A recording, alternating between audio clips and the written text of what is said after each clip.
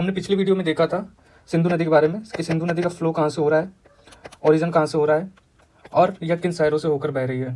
सिंधु नदी की सहायक नदियाँ कौन सी हैं और इन सारी नदियों में कौन सी बहुउद्देशीय परियोजनाएं हैं। तो इसी क्रम में इसी सीरीज़ को आगे बढ़ाते हुए आज हम चलेंगे गंगा नदी के बारे में। गंगा नदी का उद्गम कहाँ से हो रहा है, गंगा नदी की सहायक नदियाँ कौन सी हैं, ये सारी नदियों पर कौन सी बहुउद्देशीय परियोजनाएं स्थापित की गई हैं, ये सारी कंप्लीट इन्फॉर्मेशन हम एक जगह देखेंगे। तो सबसे पहले हम बात करते हैं गंगा नदी। गंगा नदी की कुल लंबाई आपकी 2525 किलोमीटर है। हमने देखा था कि सिंधु नदी की लंबाई 2800 किलोमीटर से ज़्यादा है।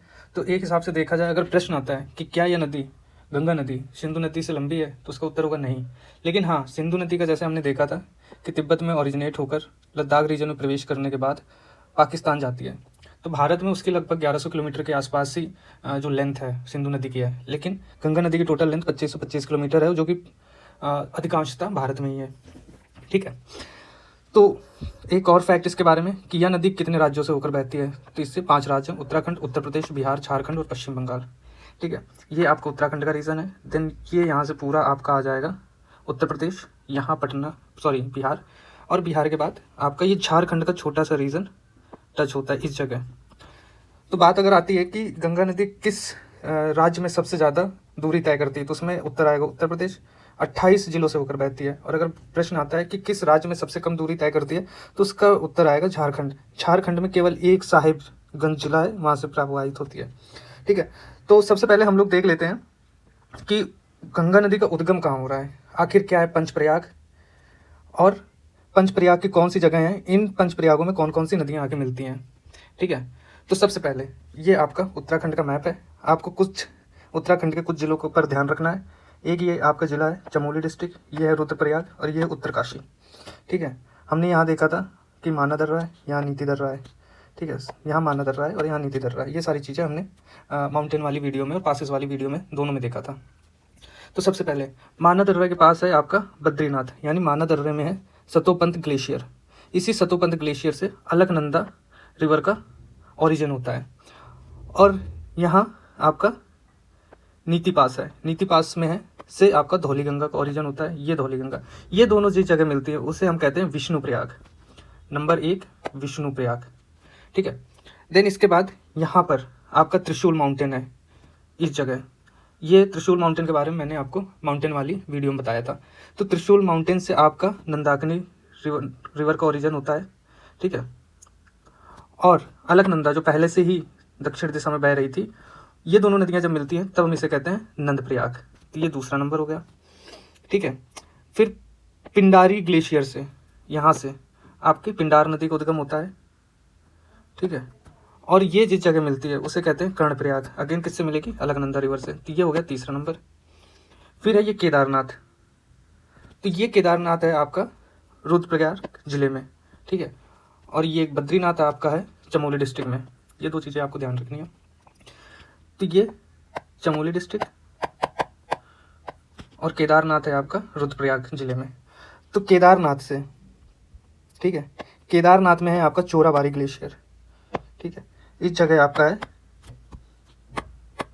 चोराबारी ग्लेशियर। तो इस चोराबारी हिमनद से आपके मंदाकिनी रिवर का ओरिजिनेट होता है। ठीक है, और ये मंदाकिनी रिवर आगे आके अलकनंदा रिवर से मिलती है किस जगह, उसे कहते हैं रुद्रप्रयाग। तो इसको हम 4 नंबर देते हैं। और गंगोत्री ग्लेशियर, ठीक है, ये आपका उत्तरकाशी जिले में है। उत्तरकाशी जिले में गंगोत्री ग्लेशियर है, और इसी गंगोत्री ग्लेशियर से आपका भागीरथी रिवर का ओरिजिनेट होता है। और भागीरथी रिवर जिस जगह मिलती है अलकनंदा से, उसे हम कहते हैं देवप्रयाग। तो इसको हम 5 नंबर दे देते हैं। तो ये है पूरी पंचप्रयाग की कहानी कि जहाँ विष्णु प्रयाग में आपकी अलकनंदा से धौलीगंगा मिलती है, नंद प्रयाग में आपकी अलकनंदा से नंदाकिनी रिवर मिलती है, कर्ण प्रयाग में अलकनंदा से पिंडार रिवर मिलती है, और रुद्र प्रयाग में अलकनंदा से मंदाकिनी रिवर मिलती है, और देवप्रयाग, फाइनली देवप्रयाग में आके अलकनंदा से भागीरथी नदी मिलती है। और इसी नदी को आगे हम गंगा नदी, माँ गंगा नदी बोलते हैं। ठीक है, तो ये होगी कंप्लीट 5 प्रयाग की कहानी। अब इसको अगर हमें ट्रिक से याद करना हो तो इसमें एक ट्रिक का यूज़ कर सकते हैं। विष्णु ने नंद के कान में रुद्रदेव का नाम लिया। ठीक है, तो विष्णु से आपका हो जाएगा विष्णु प्रयाग, नंद से हो जाएगा नंद प्रयाग, कर्ण से हो जाएगा कर्ण प्रयाग, रुद्र से हो जाएगा रुद्र प्रयाग, और देव से हो जाएगा देव प्रयाग। अगर सीक्वेंस से मिलाने में आता है तो ये ट्रिक आपकी 100% वर्क करने वाली है। ठीक है, तो ये हो गई हमारी पंचप्रयाग की कहानी। अब हम गंगा नदी का उद्गम हो गया है, उत्तराखंड से उत्तर प्रदेश की तरफ ये प्रवाहित हो रही है। लेकिन उत्तर प्रदेश में हम जाने से पहले उत्तराखंड में ही गंगा नदी और इसकी सहायक नदी में जो भी बहुउद्देशीय परियोजनाएं, जल विद्युत परियोजनाएं, बहुउद्देशीय परियोजनाएं, उनको एक बार हम देख लेते हैं। ठीक है, तो सबसे पहली जो प्रमुख परियोजना है वो है टिहरी टिहरी बांध परियोजना। तो टिहरी कहाँ है? मैंने आपको बताया था कि पौड़ी गढ़वाल में आपका देवप्रयाग है। ठीक है, तो देवप्रयाग में भागीरथी रिवर अलकनंदा रिवर से मिलने से पहले यहाँ पर आपका टिहरी है। और टिहरी के बारे में एक फैक्ट आपको याद रखना है कि ये बांध भारत का सबसे ऊंचा बांध है, जिसकी ऊंचाई है 260 मीटर। ठीक है, देन इसी पर ही एक कोटेश्वर डैम भी है। तो भागीरथी रिवर पर हमें दो बांधों का नाम याद रखना है, पहला टिहरी, दूसरा कोटेश्वर। फिर हम आते हैं अलकनंदा रिवर पर। तो अलकनंदा रिवर पर आपका श्रीनगर जल विद्युत परियोजना है। श्रीनगर जल विद्युत परियोजना है पौड़ी गढ़वाल रीजन में आपके। ठीक है, एक धौली गंगा, जिसको हमने देखा था कि धौली गंगा का उद्गम हो रहा था नीति पास से। तो यहीं पर आपका चमोली जिला, ये देखिए आपका चमोली डिस्ट्रिक्ट, और यहाँ से धौली गंगा का रिवर का ओरिजिनेट हो रहा है। तो चमोली डिस्ट्रिक्ट में है आपका तपोवन विष्णु घाट परियोजना। तो ये 4 परियोजनाओं के नाम आपको याद रखने हैं। पहला नंबर टिहरी, दूसरा कोटेश्वर, तीसरा श्रीनगर जल विद्युत परियोजना, और चौथा तपोवन। ठीक है, ये मैंने आपको ये भी बताया कि किस नदी पर है, किस जगह है, तो ये चीज़ें याद रखनी है। तो चलते हैं अब आगे। गंगा नदी का प्रवेश कराते हैं हम उत्तर प्रदेश में। सबसे ज़्यादा लंबाई गंगा नदी की इसी राज्य में है। यहाँ पर आपको बहुत सारी चीज़ें देखने को मिलेंगी, सहायक नदियाँ किस जगह मिल रही हैं, बहुत सारी बहुउद्देशीय परियोजनाएं भी देखने को मिलेंगी। तो खैर, जब गंगा नदी हरिद्वार से निकलती है तो आगे आके ये यहाँ पर है बिजनौर। ठीक है, उत्तर प्रदेश में ये जिला है बिजनौर। बिजनौर से आगे बढ़ती है फिर बुलंदशहर, बुलंदशहर के बाद कन्नौज। तो इस जगह है आपका कन्नौज।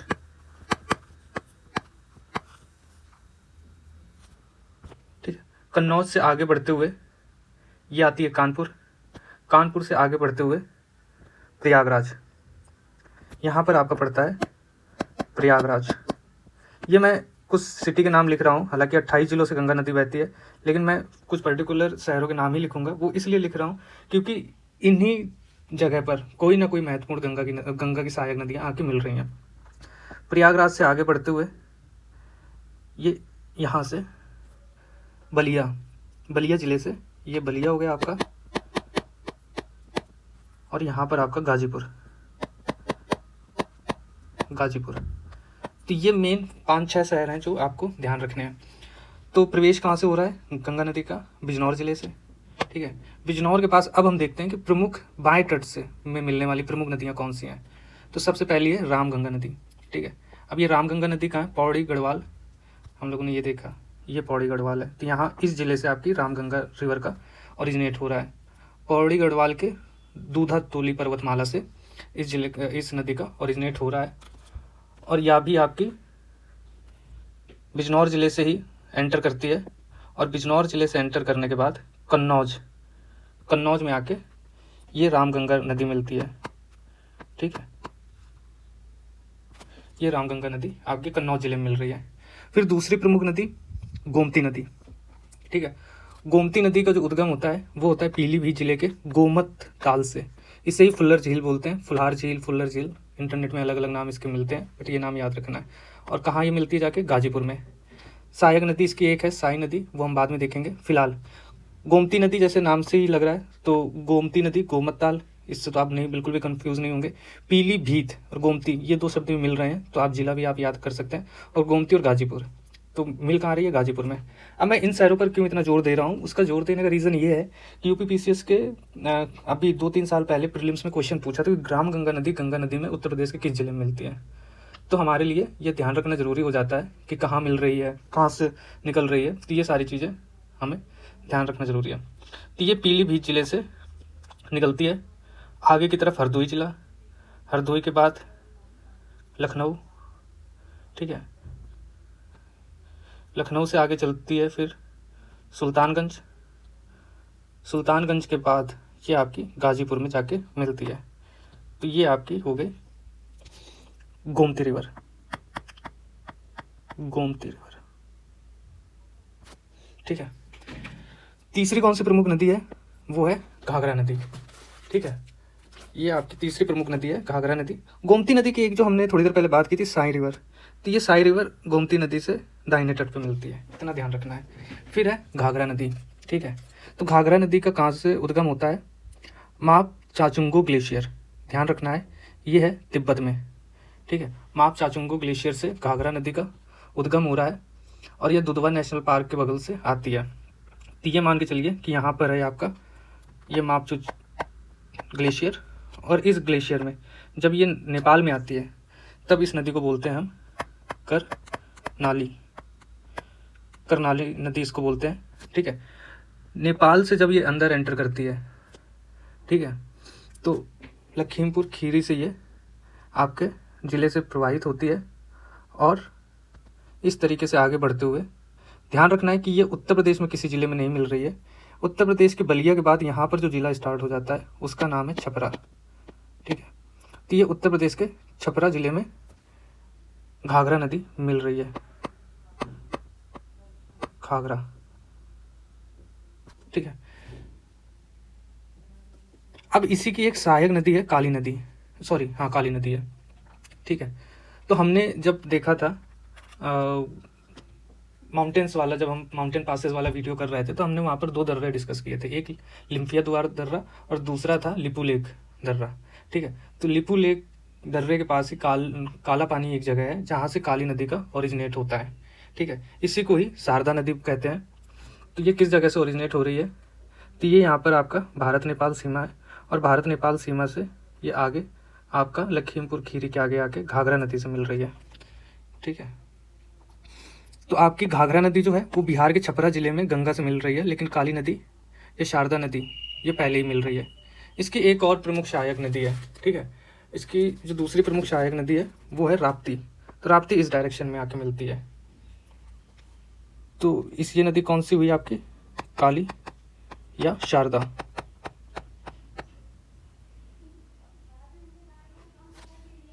ठीक है।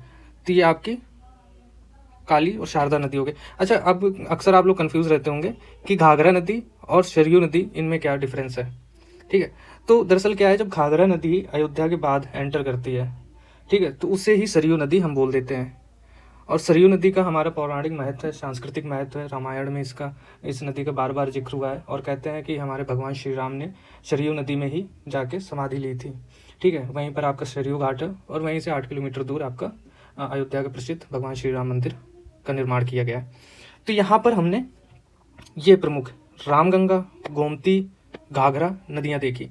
इन नदियों का क्रम आगे भी जारी है, लेकिन उत्तर प्रदेश पे जो मिलने वाली नदियाँ हैं या यूपी पीसीएस के हिसाब से जो नदियाँ इंपॉर्टेंट रखती हैं वो ये 3 नदियाँ हैं। इन 3 नदियों का उद्गम कहाँ है, उत्तर प्रदेश में किस जिले में मिल रही हैं, वो सारी चीज़ें आपकी इस जगह लिखी हुई हैं और मैप में भी मैंने सारी चीज़ें आपको बता दिया। अब हम बात करते हैं कि इसके दाहिने तट से कौन सी नदियाँ मिलती हैं, यानी दाएँ तट की सहायक नदियाँ कौन सी हैं, ठीक है। तो आपको पहले से ही पता होगा कि दाएं तट की जो प्रमुख सहायक नदी वो यमुना, और यमुना नदी अपने आप में एक महत्वपूर्ण और बड़ी नदी है। तो सबसे पहले एक स्लाइड्स में हम या 5 मिनट पहले यमुना नदी के बारे में पढ़ लेते हैं, फिर इसके बाद हम बाकी नदियों की तरफ बढ़ेंगे। तो यमुना नदी, इसकी टोटल लेंथ है 1376 किलोमीटर। बंदरपूछ ग्लेशियर से इसका उद्गम होता है उत्तराखंड के उत्तरकाशी जिले में। तो एक बार उत्तराखंड में फिर से चलते हैं। यहाँ पर हमने देखा था आपका गंगोत्री ग्लेशियर है जहाँ से भागीरथी रिवर निकल रही है और इस टाइप आके मिल रही है। यहाँ पर है आपका बंदरपूछ ग्लेशियर और यहाँ पर ऐसे देहरादून के पास से होते हुए यह नदी इस तरह से आगे की तरफ बढ़ती है। तो ये सारी चीज़ें हमने देख ली, ठीक है। तो यहाँ पर आपका है उत्तराखंड। पहले हम इसको ड्रॉ कर लेते हैं कि आखिर इसका उद्गम स्थल कहाँ है और किस तरीके से आगे यमुना नदी बढ़ रही है। तो यहाँ पर आपका पड़ेगा उत्तराखंड का उत्तरकाशी जिला, यहाँ बंदरपूछ ग्लेशियर, और ये ग्लेशियर से यमुना नदी का उद्गम हुआ हरियाणा और उत्तर प्रदेश के बीच में सीमा बनाते हुए दिल्ली में एंटर करते हुए, ठीक है। ये आगे की तरफ बढ़ती है।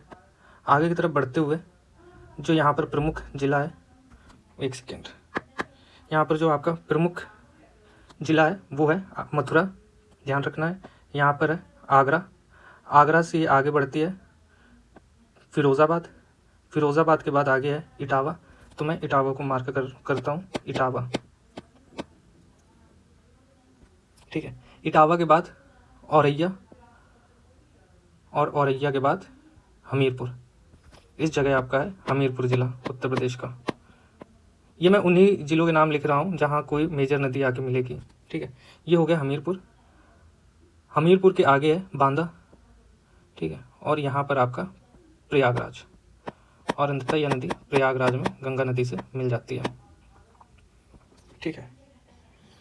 तो अब इसका कुल प्रवाह जो है वो है 5 राज्यों में, 5 राज्यों में 4 राज्य और 1 केंद्र शासित प्रदेश। 4 राज्य कौन से हो जाएंगे? उत्तराखंड, हरियाणा, ठीक है, उत्तर प्रदेश, ये सारे राज्य हो जाएंगे। और 1 केंद्र शासित प्रदेश कौन सा हो जाएगा? दिल्ली। ये आपका हिमाचल प्रदेश भी यहाँ पड़ रहा है, सिरमौर जिला। तो आपको ध्यान रखना है कि ये हिमाचल प्रदेश से भी प्रवाहित होती है यमुना नदी। तो एक ही है, कितने हो गए? 1 2 3 4, ये 4 राज्य हो गए और 1 केंद्र शासित प्रदेश यानी दिल्ली। तो यहाँ तक की ये बात होती है। अब हम बात करते हैं इसकी प्रमुख सहायक नदियों की। तो सबसे पहली जो प्रमुख सहायक नदी है वो टोंस, उत्तराखंड काशी में, सॉरी उत्तर काशी में यहाँ से टोंस नदी निकलती है, और ये देहरादून में, इस जगह आपका है देहरादून। तो देहरादून में आके आपके टोंस नदी यमुना नदी से मिल जाती है। ये आपका सहारनपुर ज़िला है। सहारनपुर ज़िले से ही शिवालिक रेंजेस से एक नदी जो निकलती है उसका नाम है हिंडन रिवर। हिंडन रिवर आगे की तरफ बढ़ती है और यह गाज़ियाबाद, नोएडा के पास आके यमुना नदी से मिल जाती है, ठीक है। तो ये 2 नदियाँ हैं, एक टोंस और एक हिंडन। अब हम बात करते हैं कि दाएं तट की इसकी सहायक नदियाँ कौन सी हैं। तो दाएं तट में सबसे जो पहली प्रमुख नदी है वो है आपकी चंबल नदी, ठीक है। चंबल है, सिंध है, बेतवा है और केन है, ये प्रमुख नदियाँ हो गई। तो सबसे पहले हम देखते हैं चंबल नदी, ठीक है। तो ये चंबल नदी, तो चंबल नदी का ओरिजिन कहाँ से हो रहा है? विंध्यन पर्वतमाला। हमने माउंटेन वाला जब वीडियो किया था तो हमने देखा था कि ये आपकी एक तरीके से विंध्यन रेंज हो गई, ठीक है। और विंध्यन रेंज से ही आपकी यहाँ से आपकी जो है चंबल नदी निकल रही है और इटावा में जाके ये मिल रही है चंबल नदी यमुना नदी से। जब हमने माउंटेन वाली वीडियो देखी थी तो हमने देखा था कि ये आपकी अरावली श्रेणी है और अरावली श्रेणी से ही यहाँ से बनास रिवर निकल रही है, ठीक है।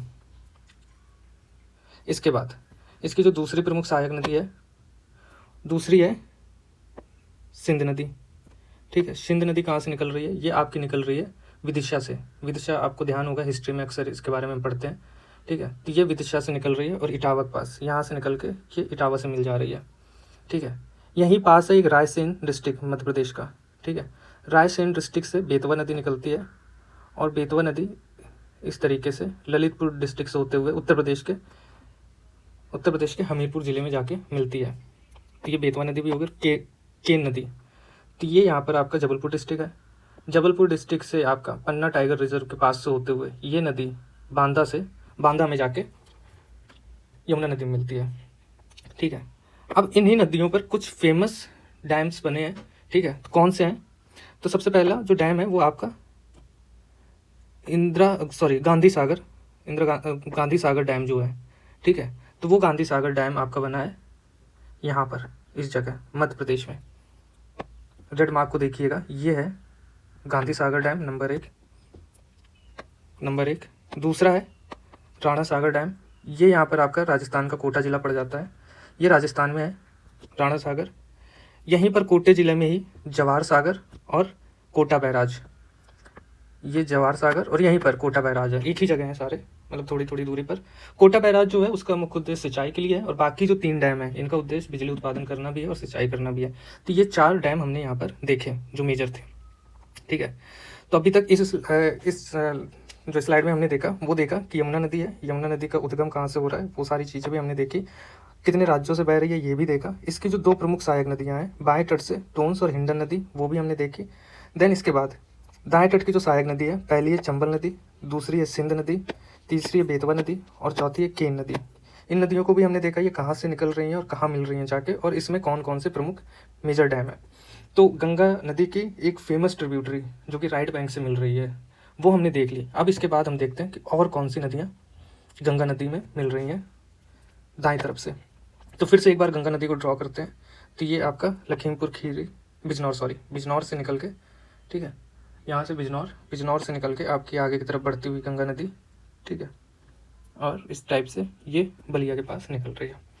तो हमने जो पहली नदी देखी वो हमने देखी कि यहाँ से आपकी चंबल नदी मिल रही है, सॉरी चंबल बोल रहा हूँ, यमुना नदी यहाँ से जो आ रही है नदी इस जगह से, वो है यमुना नदी। तो यमुना नदी के बारे में हमने सारी चीज़ें देख ली। तो यमुना नदी के बारे में और ज़्यादा नहीं डिस्कस करते हैं। दूसरी है टोन्स नदी। अब यहाँ पर कंफ्यूज नहीं होना है, अभी हमने थोड़ी देर पहले देखा था ये टोन्स नदी, ठीक है, ये टोन्स नदी। तो टोन्स नदी यमुना की भी सहायक नदी है, टोन्स नदी गंगा की भी सहायक नदी है, ठीक है। तो ये नदी कहाँ से निकलती है? ये नदी आपकी मध्य प्रदेश के मैहर जिले से, कैमूर पर्वतमाला से। तो यहाँ पर आपकी कैमूर रेंजेस है, निकलती है और सिरसा के पास गंगा नदी से मिलती है। तो यानी जहाँ आपकी यमुना नदी मिल रही है तो वहीं कुछ दूरी पर यहाँ पर आपकी ये टोन्स नदी भी मिलती है। दूसरी कौन सी प्रमुख नदी है? कर्मनाशा। तो ये भी कैमूर पहाड़ियों से निकल के बिहार के बक्सर जिले में चौसा के पास गंगा नदी से मिल जाती है। तो यहाँ कैमूर की रेंजेस है, ठीक है, और ये इस टाइप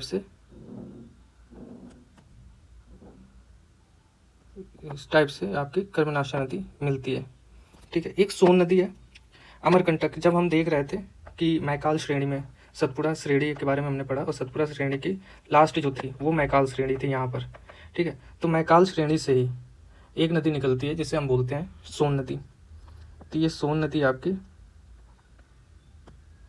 इस टाइप से जाती है, ये आपकी गंगा नदी, ये आगे आके आपके पटना में, यहाँ पर पटना है इस जगह, तो यहाँ पर आके पटना में मिलती है आके, ठीक है।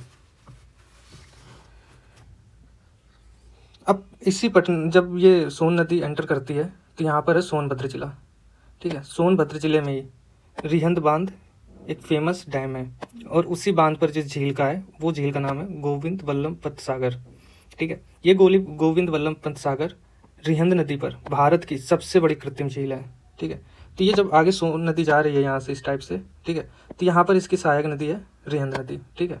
यहाँ पर रिहंद नदी है और रिहंद नदी पर ही ये डैम बना हुआ है। तो ये चीज़ें आपको ध्यान में रखना है। तो ये उत्तर प्रदेश की जो दाएं तट की सहायक नदियाँ थी वो भी हो गई हैं। सबसे पहले आपकी यमुना नदी मिल रही है, ठीक है। यमुना नदी के बाद टोन्स नदी मिल रही है, कर्मनाशा नदी और सोन नदी। तो ये सारी नदियाँ दाएं तट की सहायक नदियाँ हो गई हैं। अब हम चलते हैं बिहार की तरफ, लेकिन फिर से वही चीज़ कि बिहार चलने से पहले हम देख लेते हैं कि उत्तर प्रदेश में गंगा नदी और उसकी सहायक नदियों में कौन सी मेजर यहाँ पर जल विद्युत परियोजनाएं या बहुउद्देशीय परियोजनाएं स्थापित हैं।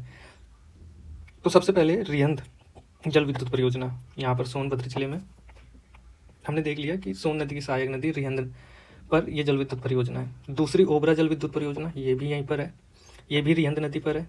फिर तीसरी है माता टीला जल विद्युत परियोजना, ठीक है, तो ये आपकी बेतवा नदी पर है। तो यहाँ से आपकी बेतवा नदी, जैसे मैंने थोड़ी देर पहले बताया था कि यहाँ से एंटर करके ये हमीरपुर में यमुना नदी से मिल रही है, यमुना नदी, ठीक है।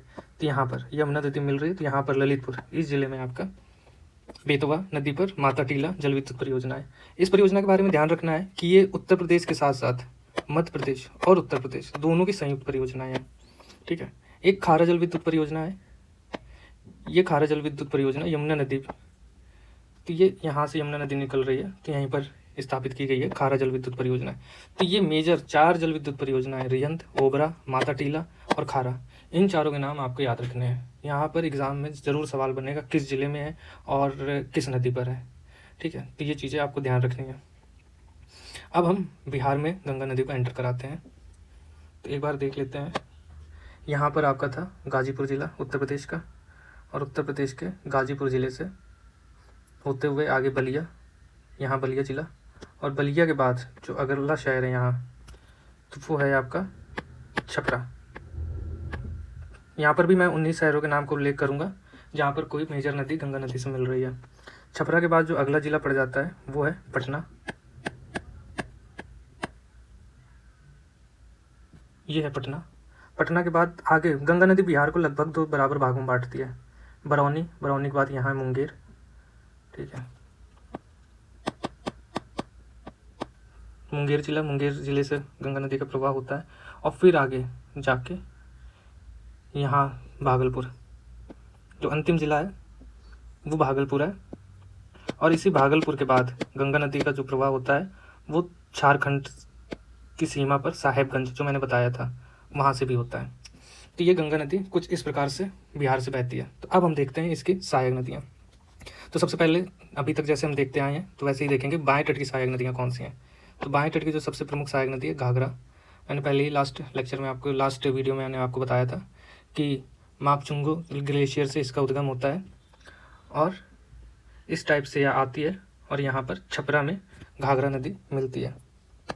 तो ये घाघरा नदी का प्रवाह उत्तर प्रदेश से भी है और बिहार से भी है, तो ये चीज़ ध्यान रखना है, ठीक है। फिर दूसरी नदी जो है वो गंडक, ये भी नेपाल से इसका उद्गम होता है। कहाँ से? धौलागिरी और माउंट एवरेस्ट के बीच से।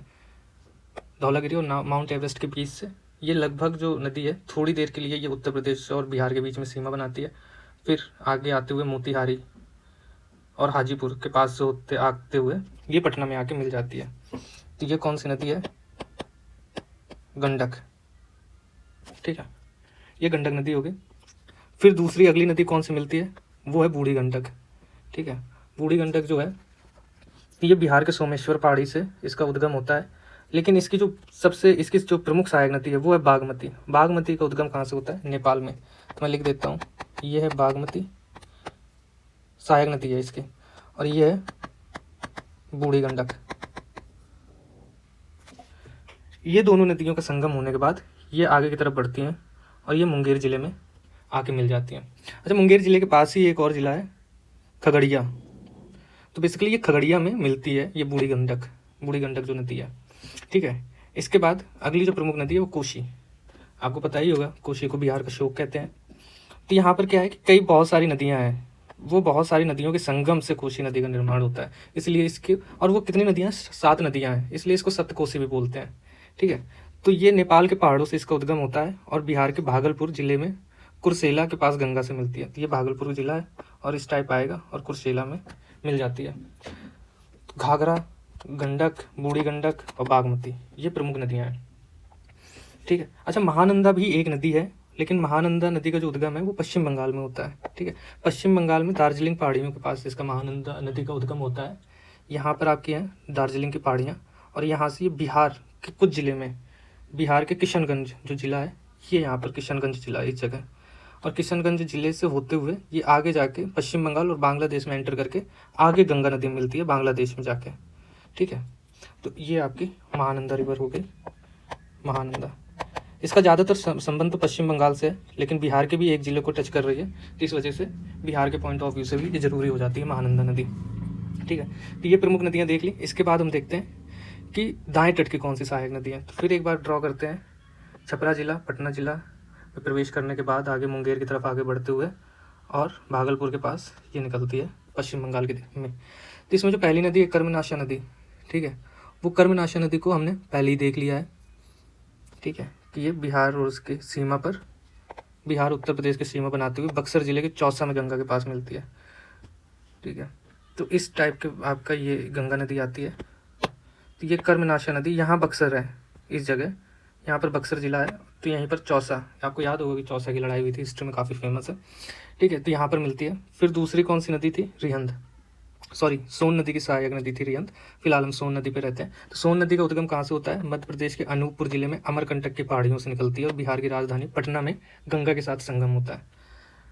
तो यहाँ पर आपका अमरकंटक की पहाड़ियाँ हैं और ये बिहार के कैमूर ज़िले से होते हुए आगे की तरफ बढ़ती हैं और यहाँ पर आके ये पटना ज़िले पर आपकी सोन नदी। तो ये हो गई सोन, ये हो गई कर्मनाशा, ठीक है। फिर इसके बाद है पुनपुन नदी। पुनपुन नदी भी इसी की सहायक नदी है, इसी के समानांतर चलती है सोन नदी के, इसी के समानांतर चलते हुए ये भी जाके पटना में गंगा नदी से मिलती है, ठीक है। फिर एक है निरंजना नदी। इसका उद्गम कहाँ से होता है? ये आपका यहाँ झारखंड है, ठीक है। तो झारखंड के चतरा ज़िले में, तो झारखंड का जो सबसे नॉर्थ मिडिल में है यहाँ पर, यह आपका चतरा ज़िला है, ठीक है। इस चतरे डिस्ट्रिक्ट से ये सीधे उत्तर की दिशा में बहती है और ये पटना शहर में पुनपुन नदी से मिलती है। ध्यान रखना है कि ये सीधे गंगा से नहीं मिलती है, निरंजना नाम है इसका, निरंजना, और इसी को ही फल्गु नदी भी बोलते हैं। ठीक है। फिर एक है अजय नदी, तो बिहार के मुंगेर जिला, तो ये आपका मैंने पहले ही बताया था मुंगेर जिला। तो यहाँ से ऐसे गंगा नदी आगे वेस्ट बंगाल, यहाँ फरक्का है, फरक्का में जाने के बाद एक इसकी सीमा बांग्लादेश में जाती है और एक इस टाइप से हुगली रिवर बन जाती है। ठीक है। तो यहीं पर एक अजय नदी है जो बिहार से निकल के आगे झारखंड और जाके अंततः हुगली में मिलती है। ये अजय नदी हो गई। तो बिहार में दाएं तट की जो प्रमुख सहायक नदी है वो है कर्मनाशा, सोन नदी, निरंजना नदी और अजय नदी। तो ये बिहार में हो गई गंगा तट की प्रमुख दाएं दिशा में मिलने वाली नदियाँ। तो हमने बिहार भी कंप्लीट कर लिया। बिहार से पश्चिम बंगाल के बढ़ने से पहले हमारे लिए ज़रूरी है कि बिहार में जो इन नदियों में प्रमुख जल विद्युत परियोजनाएं बनी है, तो नदियों के साथ साथ उनको भी देख लेते हैं। तो पहली प्रमुख है डगमारा जल विद्युत परियोजना, सुपौल जिले में ये बनी है। प्रस्तावित है ये अभी, मतलब निर्माणाधीन है एक तरीके से। कदवन इंद्रपुरी जलाशय परियोजना, ठीक है, तो ये बिहार है, बिहार के रोहतास जिले में ये है। दूसरी है कोशी जल विद्युत, ये भी सुपौल जिले में है। चौथी गंडक जल विद्युत परियोजना, ये वाल्मीकि, ठीक है, ये पश्चिम चंपारण जिला है, तो यहाँ वाल्मीकि नगर में ये है योजना। फिर है सोन नहर जल विद्युत परियोजना, तो ये रोहतास में सोन में है, ये भी रोहतास में है। तो हमने देखा कि रोहतास में 2 जल विद्युत परियोजनाएं हैं, सुपौल में 2 जल विद्युत परियोजनाएं हैं और एक पश्चिमी चंपारण में। तो ये 5 प्रमुख जल विद्युत परियोजनाएं हैं जो आपके लिए जानना जरूरी है। तो ये जल विद्युत परियोजनाएं देख ली। अब हम आगे बढ़ते हैं पश्चिम बंगाल। तो एक बार फिर से गंगा नदी को हम निकालते हैं। बिजनौर से गंगा नदी निकली, प्रयागराज, गाजीपुर, बलिया, छपरा, पटना, मुंगेर, भागलपुर और यहाँ पर आपका है फरक्का। तो मैं मेंशन कर देता हूँ कौन सी जगह है, फरक्का। फरक्का में गंगा नदी का 2 भागों में बढ़ जाती है, ठीक है। तो एक भाग तो आपका ऐसे जाते सीधा और एक यहाँ पर, ठीक है।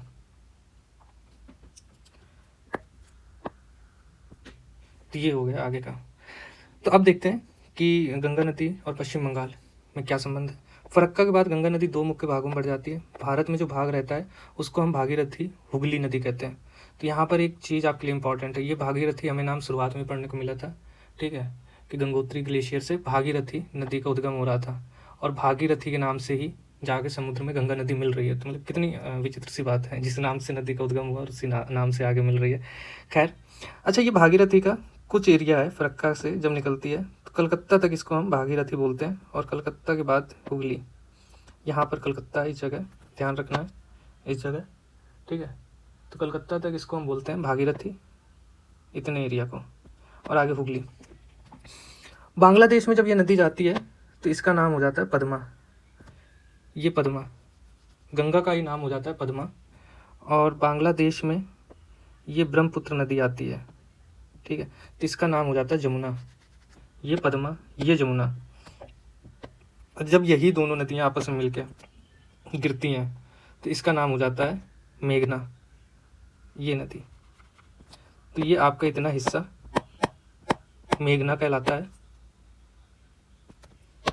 ये इतना हिस्सा आपका जमुना कहलाता है जो कि ब्रह्मपुत्र का नाम है, और ये हिस्सा आपका पद्मा कहलाता है। ये तो ये कहानी हुई, गंगा वितरिकाओं में बढ़ रही है, ब्रह्मपुत्र नदी में मिल रही है, तो ये सारी चीज़ें हुई। अब देखते हैं कि यहाँ पर पश्चिम बंगाल में बाएं तट और दाएं तट से प्रमुख सहायक नदियाँ कौन सी हैं। तो सबसे पहली, फिलहाल के लिए सबसे पहली जो नदी है वो महानंदा। तो यहाँ पर हमने देखा था कि यहाँ पर महानंदा, दार्जिलिंग पहाड़ियों से महानंदा नदी का उद्गम हो रहा है और आगे जाके ये बांग्लादेश में मिल जाती है, ठीक है। तो ये बाएं तट की हुई। अब हम देखते हैं दाएं तट की। पश्चिम बंगाल में बाएं तट से गंगा नदी में मिलने वाली बहुत सीमित नदियाँ हैं, प्रमुख नदियाँ नहीं हैं। एक प्रमुख नदी है जो महानंदा नदी है, और वो भी जाके बांग्लादेश में मिलती है, ना कि पश्चिम बंगाल में। चूँकि पश्चिम बंगाल से संबंध है इसलिए मैंने इसको शामिल किया है। तो सहायक नदियाँ, ठीक है, तो ये पश्चिम है, तो गंगा नदी के बाएं तट की सहायक नदियाँ, लेकिन ये पश्चिम बंगाल में नहीं मिलती, बस इतना ध्यान रखना है, कन्फ्यूज़ नहीं होना है। तो अब आते हैं कि दाएं तट में कौन सी नदियाँ हैं। तो सबसे पहले अजय नदी, ये था हमारा बिहार का मुंगेर जिला, और यहाँ पर अजय नदी मिलती है। एक बार थोड़ा जूम करके इन सारी चीज़ों को देख लेते हैं। अजय, एक यहाँ पर मयूर राशि नदी भी मिलती है आके, ठीक है,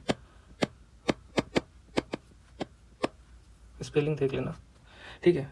फिर छोटा नागपुर प्लेटू से उद्गम होने वाली एक नदी हुगली नदी भी यहाँ पर मिलती है, सॉरी दामोदर नदी, ठीक है। तो ये 3 नदियाँ,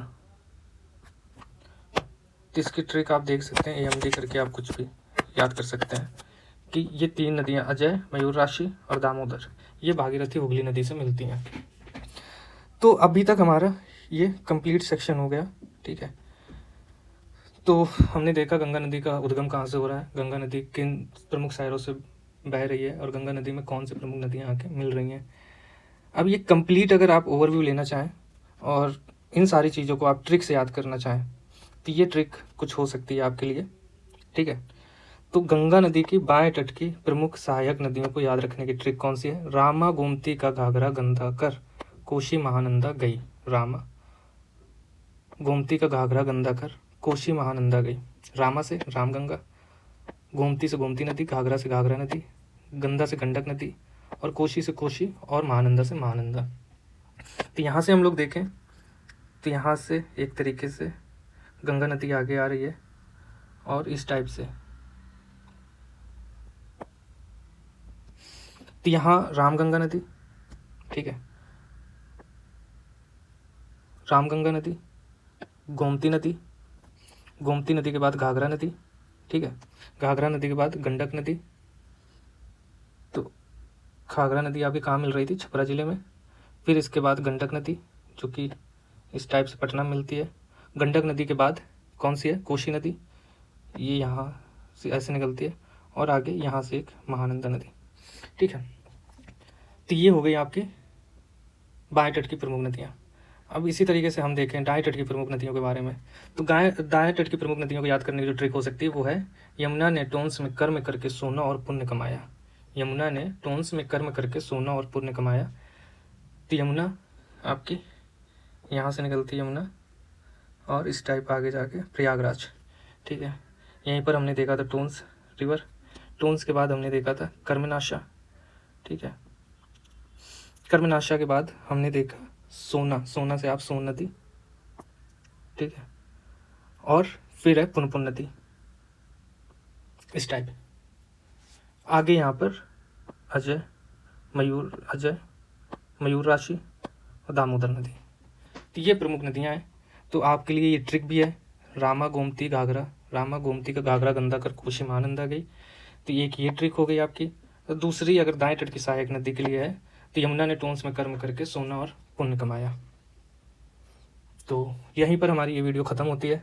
हमने गंगा नदी की प्रमुख सहायक नदियाँ देख ली, किस शहरों में उनका प्रवेश हो रहा है वो देख लिया, गंगा नदी में कौन से प्रमुख मेजर डैम्स बने हैं वो सारी चीज़ें देख ली, और कई जगह हमने ट्रिक भी देखी जिससे कि आप को याद करने में चीज़ों को आसानी रहे। तो आज की वीडियो में